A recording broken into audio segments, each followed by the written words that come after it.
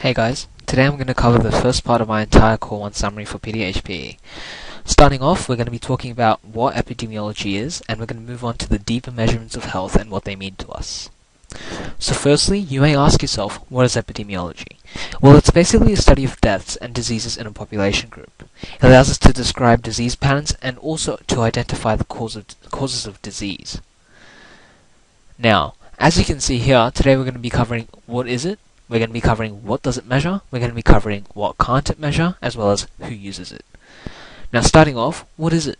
As I said, it's just the measure of deaths and diseases in a population group. Now the measures are actually life expectancy, which is how long till someone can live in a certain population group, morbidity, which is the incidence and prevalence of disease per population group, mortality, which is the death rates for given group and/or given disease, and infant mortality, which is the deaths in the first year of life per 1,000 live births. Now, you may ask, what is prevalence and what is incidence? What are you talking about? So when I was talking about morbidity, I said that it was the incidence and prevalence of disease per population group. Now let's define this. We've got prevalence. What is it?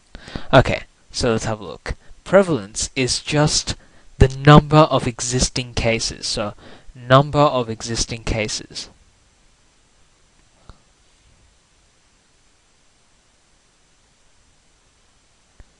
Now, you may ask me, what is incidence? Now, incidence is just the number of new cases.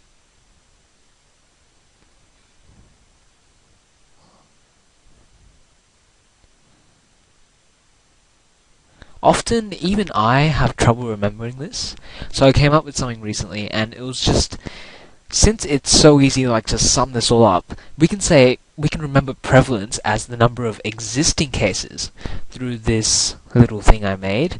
So, pen. How it works is it's just prevalence, so PE, so pen. So prevalence existing, right? And then we've got the incidence, which is new cases, and we can just do that in. So incidence is new cases, and that's pretty much all you need to really remember. So pen and in, just the first two letters. You could even remember P, PE, and IN, but whatever. It's just to help you remember. So getting back on track. I've just made a little table to sum all of this up. Here it is. So here we have the measure, the definition, example, trend, and reason for trend. Now in the syllabus we need to know trends, specific trends. That's why I have this little column, that's why I have this little column here. It's all for trends, so you guys can know what trends there is for life expectancy, infant mortality, mortality rates, and morbidity rates. Now these are just really rough. You should go into more detail. Just as an example, you guys can use these ones just to look at.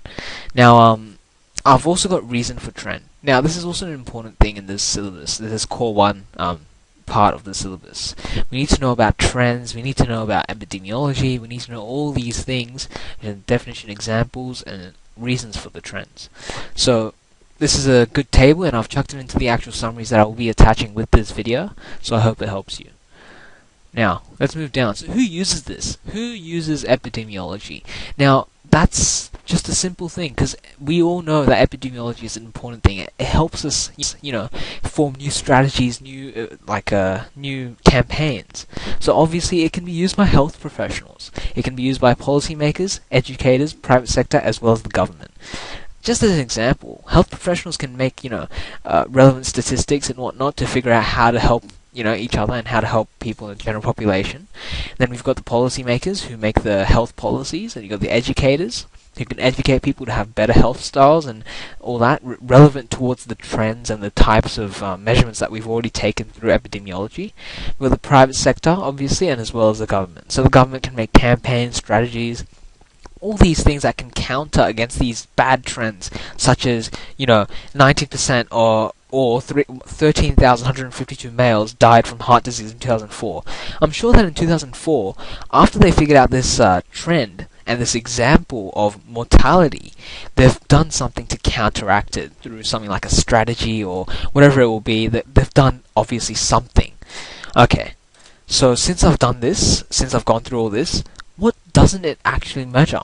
Well, that's actually a good question, because epidemiology isn't perfect, and obviously it must have some flaws. So the flaws it does have is that it doesn't actually measure social well-being of life, quality of life, emotional health, and how social, cultural, and economic factors influence health. So, since it doesn't actually measure these things, sometimes you can even say that it's not that accurate, but these things are not accounted for. It's just something you need to remember. Now, summing up, we can just say that epidemiology allows us to compare the health population groups in Australia, the health of population groups. It helps us identify emerging health issues in Australia, as well as monitor trends in health communities.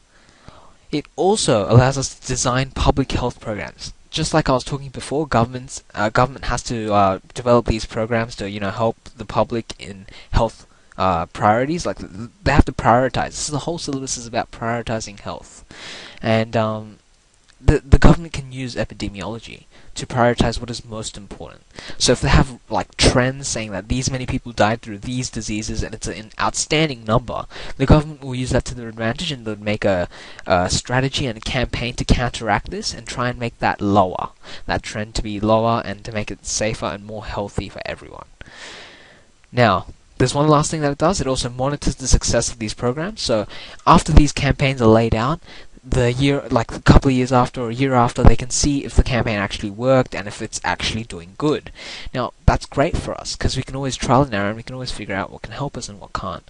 Now, anyways, the entire point of epidemiology is to allow us to measure deaths and diseases in population groups. I really hope you remember that, and I hope this helped. Thanks.